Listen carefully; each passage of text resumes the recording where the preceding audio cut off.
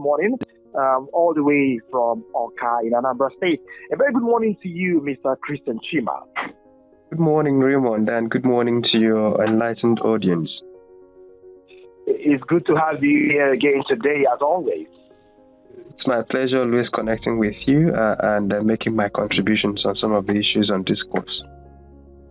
All right, very interesting. Now, we are looking at the 100 billion naira loan that the governor of Anambra State, Professor Charles Soludo, have actually asked of, and then it has actually been approved by the House, by the State House of Assembly. And now, of course, it is important to note that the governor have actually said a lot of things. He said this money is going to be used for infrastructure development, especially roads, building bridges, and so many other things that he mentioned while he was taking the loan. He also made mention of the fact that in his manifesto, he made it clear that, well, Anambra would need even more than 100 billion to actually get it to where the administration wants to get it to. What do you make out of the loan? 100 billion is not 100 naira or 100,000 naira. That's a lot of money. And to some persons, some Nigerians and Nigerians have already said that all the too early for the governor, just a few weeks away from the 100 days in office, or a little bit of 200 days in office, and he's already borrowing this amount of money. How does he want to pay back? So all of these are issues that are arising from the loan that the governor requested for, which has actually been approved. So what do you make out of the loan, 100 billion naira, that the governor have actually requested for? Sometimes when I look at these issues, I try to place myself in the person's shoes. First of all, is that when Soludo came in, because of the promise he made at Onitsha, he had to stop all revenue collection and terminate all revenue contracts. And because of that, IGR fell significantly in the first 100 days of his administration. Although you would argue or say that touts didn't entirely leave the roads, they didn't, because there are enforcement labs to those things, because the governor did not enforce as much as he should, and some of those may be understandable because of the distraction caused by unknown government. So you don't want to have unknown government wreaking havoc, and you are deploying your police resources to be looking after for touts. But again, what happens is that those touts are no longer remitting to the state government. So even if the revenues were being collected, they were not remitted because the people collecting it did not collect on the authority of the state. So when you have a governor who is a newly sworn-in governor, who is willing and able to address the revenue complaints people are having, and because of that, it affects his bottom line. That's number one. Number two is that in all these days Soludo had been in office, NNPC, which is the major cash cow of the federal government, has not remitted anything to the federation account. And because NNPC has not remitted anything to the federation account, I'm sure a lot of Nigerians, including your listeners, have heard that Nigeria spends more than it earns in terms of servicing debt. So there is no money from federation account to the states. And as a new governor, Soludo promised a lot of things with his pedigree as former CBN days, some other, and he raised a lot of bar of hope in governance. Now, looking at him, where he stands for, no money from the federal government, no money from IGR, and people are beckoning on him to perform and not speaking English, he must have to look at alternate model for sourcing funds for his programs and policies, which are, by the way, ambitious. So I tend to see reasons with him and why he needs to borrow in the interim to start physical activities that people can see, because one of the greatest disadvantages any government can bear is to lose the confidence of the people. Once you lose the confidence of the people, even way into your administration, there are little to nothing you can do without the critical support of the people. I'll give you instances. Government is going around tearing down shops, tearing down buildings that are built on waterways, and they are doing this with the support of the people. Again, government has said it is borrowing 100 billion and no resistance. Close your eyes for a minute and imagine that it was APC's Anduba that asked Ndi Anambra in the first 100 days to give him 100 billion naira. Do you think that would have been possible? That would not have been possible. Close your eyes for a minute and imagine that it was APC's Anduba that is going around knocking down people's houses. Do you think he will still stay in office? without protests erupting here and there.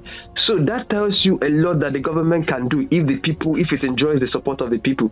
So Soludo is beginning to lose some of those supports, and that's why he wants to rush to borrow money to give people visible projects that they can see, and they can say, okay, yeah, the government is performing, let us continue to support them. So what I just provided you now is the thinking or the justification for that money. And I think if I were to be the governor, it would have been an option that I would seriously consider.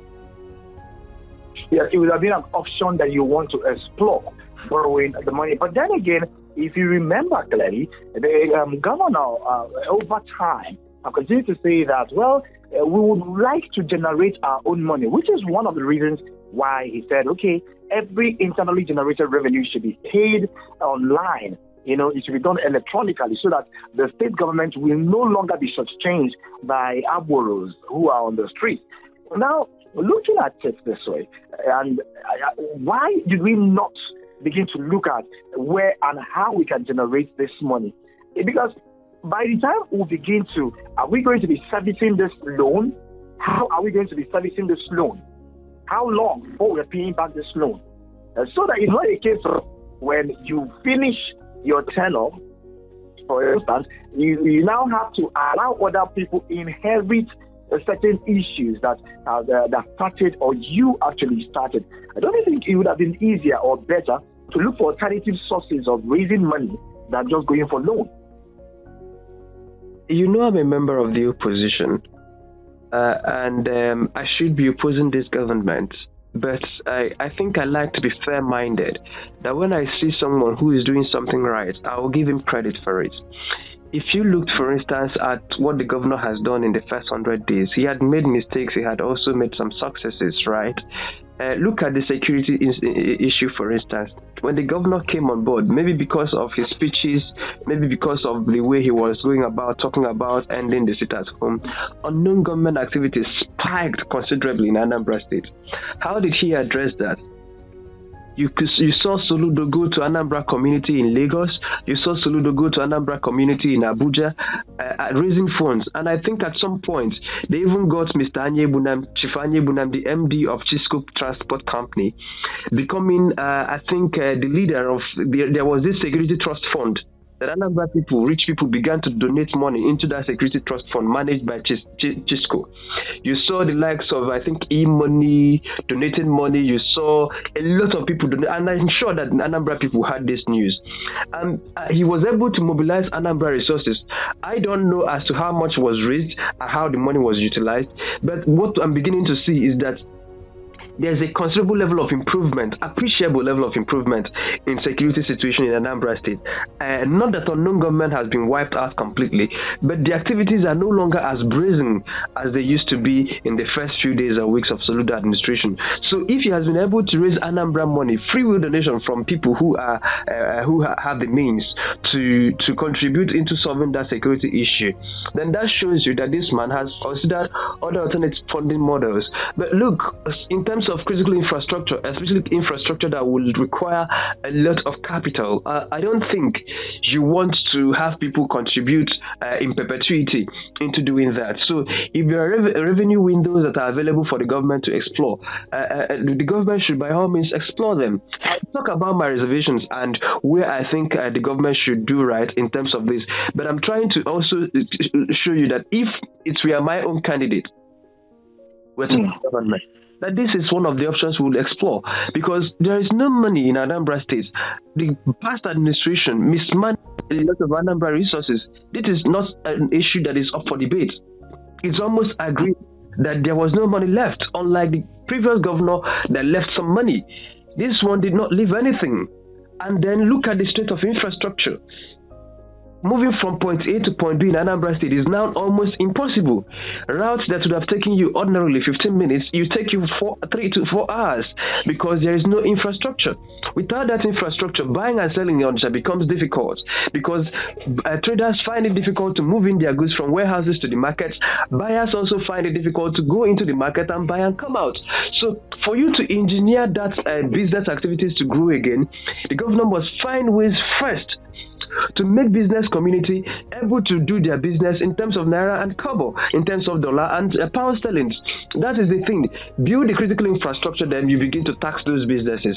If you develop, open up Onitsha, for instance, if you give them critical infrastructure, Onitsha alone is able to, in terms of taxes, bring back the money that should service these loans. So I see the need to, if we are borrowing to invest in critical infrastructure, as the governor has said, that is good because those investments are regenerative.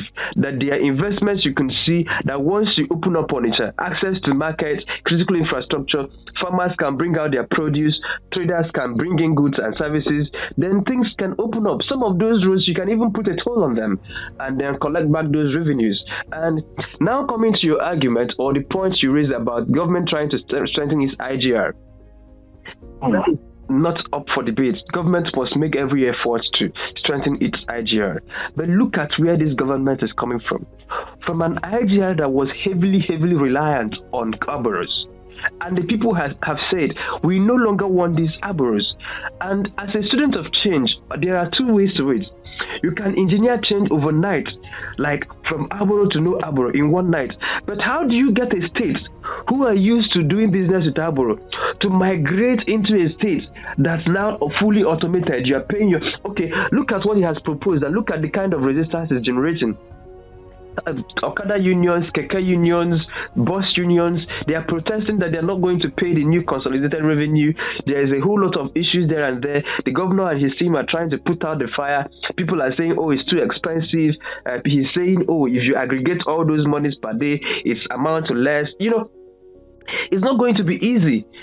So for you to ramp up or ratchet up your IGR, it could take you 1 to 2 years or 3 years of meaningful engagement. Right? There is no magic wand that you will wave anywhere. And even those of us in business, I run an event management company. I am into photography and a lot of things.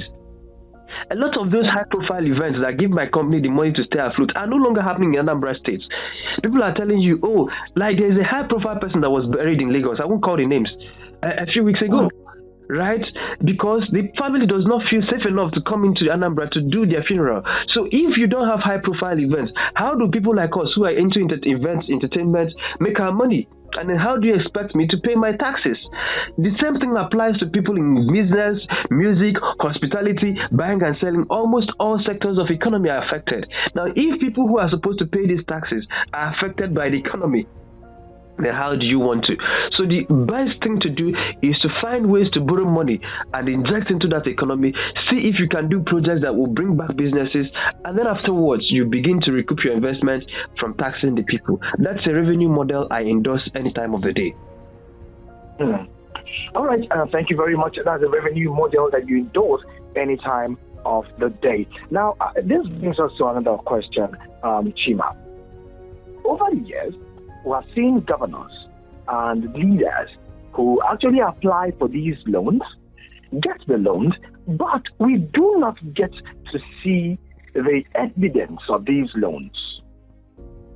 We have a lot of examples around the country.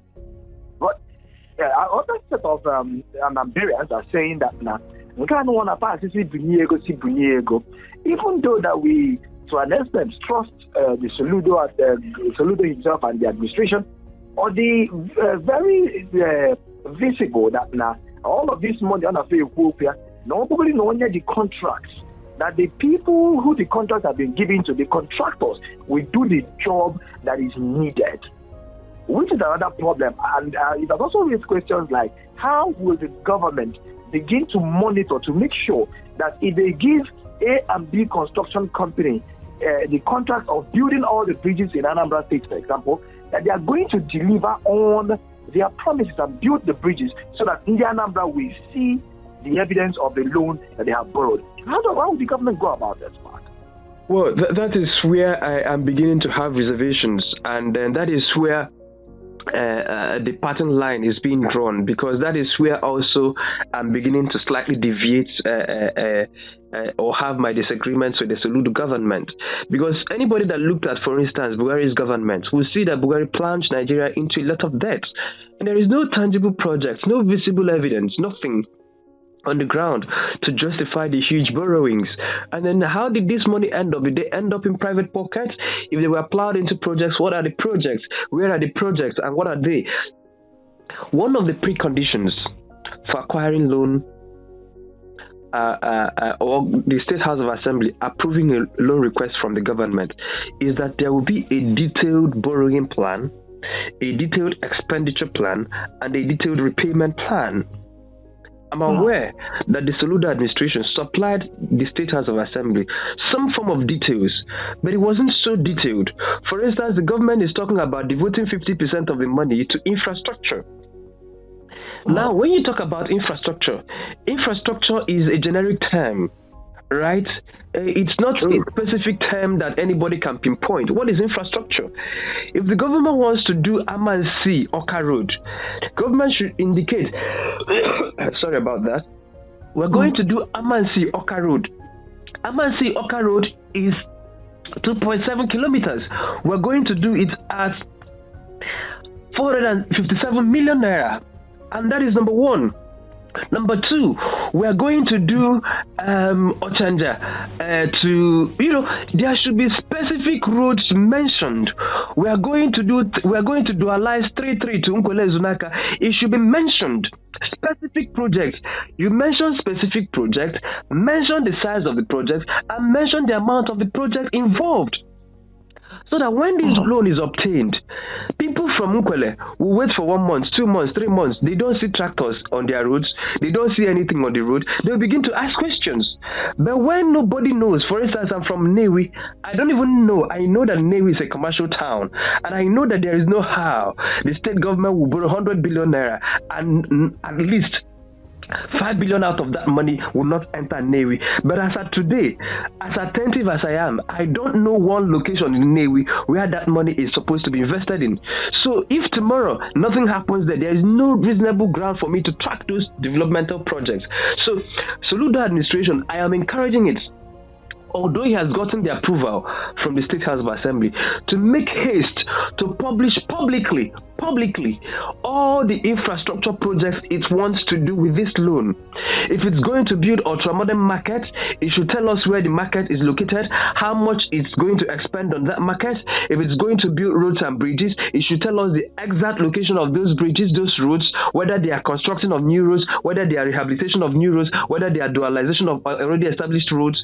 So the government must list out those projects, the project duration, and then the amount of money it wants to expend on those projects.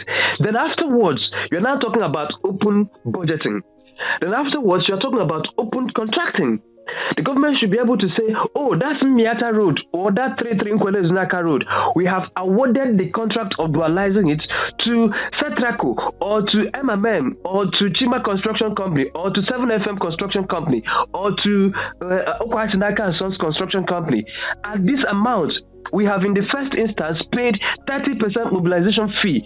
It is expected that this contractor will mobilize to site, and in the first 2 months, this is what the government is expecting.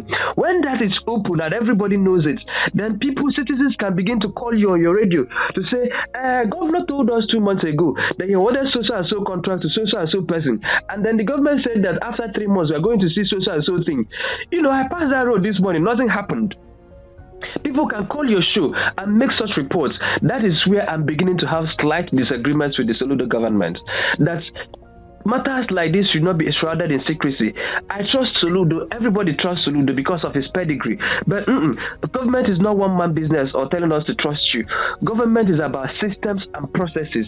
And the government is encouraged. I am hereby calling on the government to open up its books, open up everything the government wants to do with the loan, from the 1 naira to the 100 billion of it.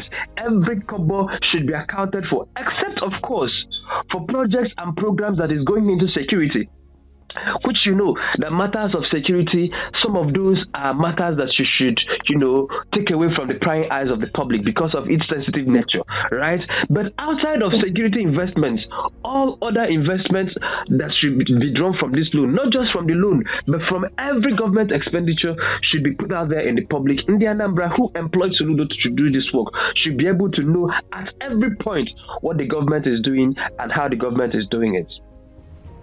All right. Well, it's been an eye-opener from you, but then we'll have to begin to allow our listener will contribute to the conversation we're having this morning. But before I let you go, any final words on the issue of the loan as we are discussing it this morning? The Anambra who this loan are being borrowed on behalf should get more interested in joining us to ask questions. And after 1 month, 2 months, 3 months, and there is no visible project on the ground, people should begin to talk about it. People should begin to ask questions. We don't want to leave it because Obiano from 75 billion that was debatably left for him to 109 billion naira debt Anambra is in today. So if Obiano moved Anambra from 75 billion naira surplus, debatable, to 109 billion naira debt in 8 years, Soludo is about to take it from 109 billion to 209 billion in less than 200 days.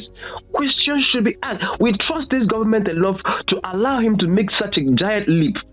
But those of us who are kids and grandkids are going to pay these loans are supposed to be invested enough in trying to track every single project that is going to be done with this project. So I invite the media, I invite the civil society, I invite ordinary citizens. Today, the citizens are empowered. They can call into your radio program. They can write about it on their Facebook. They can write about it on their WhatsApp platforms. They can write about it on their Twitter platforms. They can use all available avenues, channels of communication available to them to make their voices heard, to say, oh no, we're going to give you this loan, but we're not going to sleep with 2 eyes closed. We're going to monitor you every step of the way to be sure that these loans are invested. And we're not monitoring you because we don't trust you. We trust you, but we want to verify.